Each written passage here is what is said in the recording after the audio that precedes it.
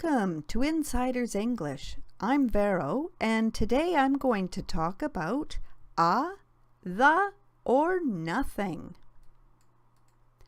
Did you know that the is the most frequently used word in the English language? The most frequently used and sometimes most frequently confused little word. Now take a paragraph or two from any piece of English writing. We're going to use a story. Here are two paragraphs from a story called The Young Prince and the Merchant's Daughter. Our exercise is to discover where, how, and why the is used in English. First, let's say what we already know. I think everyone knows that the is used before nouns. So the first task is to find all the nouns in the text. I have highlighted all the nouns in bold on the right. In order to properly study one item of grammar, in this case the, we can compare the item to cases where it's not used. We will look at the, and the nothing or zero article together. This way, we can say when the is not used as well as when it is used. Now that we have all the nouns in bold, let's extract all the noun phrases. A noun phrase ends with a noun and includes all the words that come before the noun, such as adjectives and articles.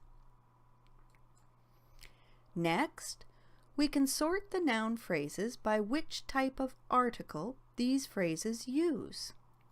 This will be in blue in this video. We have the, and zero article. We can further define the type of noun by saying singular, plural, or uncountable, and this will be in pink in this post. And finally, we're going to decide whether or not the noun is a general concept or a specific item. So you can see that we have the article we're going to use in blue, the type of noun it is in pink, and a further description whether or not the noun is general or specific in green. We can also make some rules by sorting the lists into the, or nothing. Let's look at Why has been used in these phrases?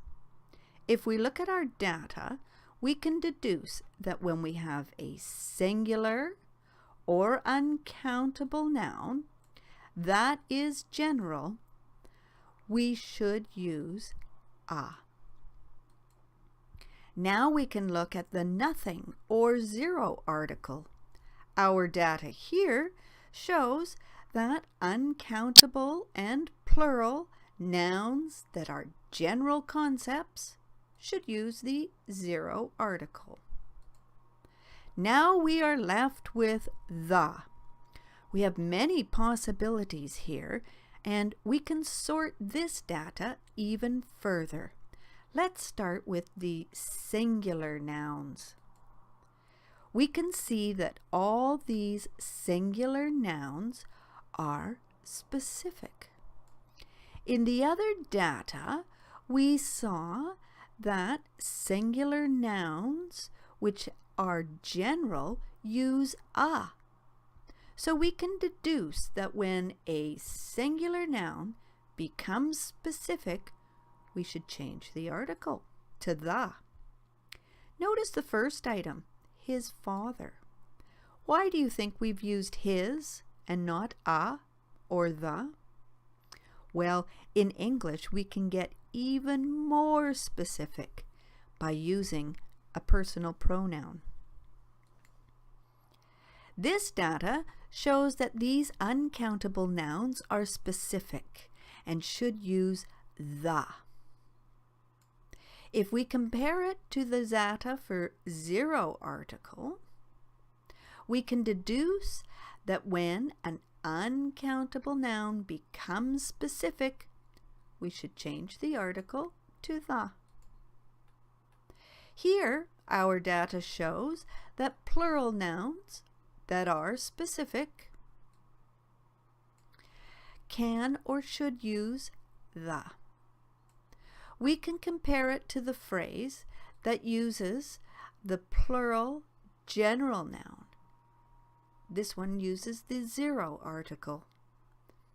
Did you notice that phrases 1 and 3 are preceded by the word all, and number 1 and 2 are preceded by the superlatives best and most? This makes these nouns one of a kind, which makes them specific. Now we can make some rules. Number 1, singular nouns need an article.